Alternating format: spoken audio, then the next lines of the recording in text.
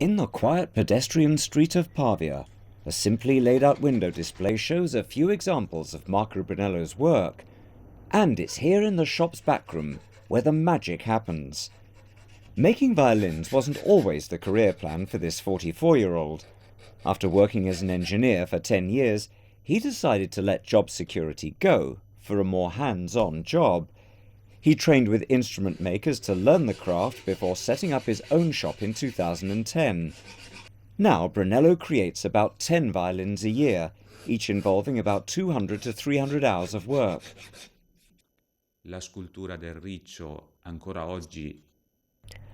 The sculpting of the violin scroll still today is a significant part of the instrument because it carries the signature of the artist, of the violin maker that sculpted, how the head turns, how the different parts come out, how deep, how hollow. These are all distinctive elements of the violin maker.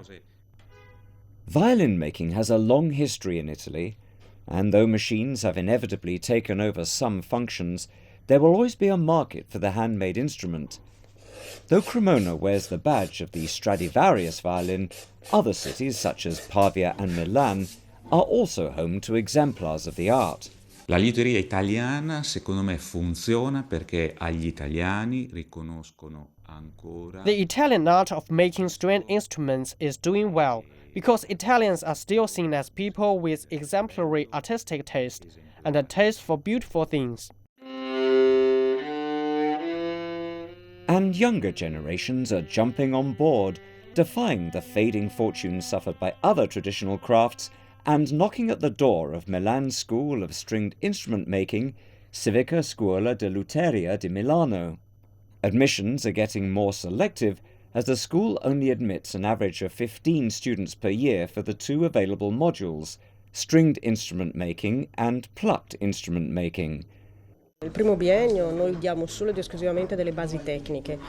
the first 2 years, we only give them the technical foundation. We tell them to work a certain way, because what interests us is not the final product, but for them to learn how to use the tools to make the instruments. In Italy, many instrument makers work alone, making it difficult to find a job working with someone with experience. For this reason, many students end up going abroad to get experience in bigger labs before setting up shop independently in their home country. Here we learn a method, but we will of course have to improve our technique and style by comparing ourselves to others, beginning by working in different labs, for example, until we can create our own style in order to be able to create our very own instruments. Meanwhile, everyone is hard at work to get as much feedback as they can in the little time they have left. Once they have finished the course, it will be up to them to make the best of their acquired skills. The best pieces are proudly exhibited in a small museum on the bottom floor of the school, each one with its very unique characteristics. Clearly, the style of the elite instrument maker is as individual as the style of the greatest musician,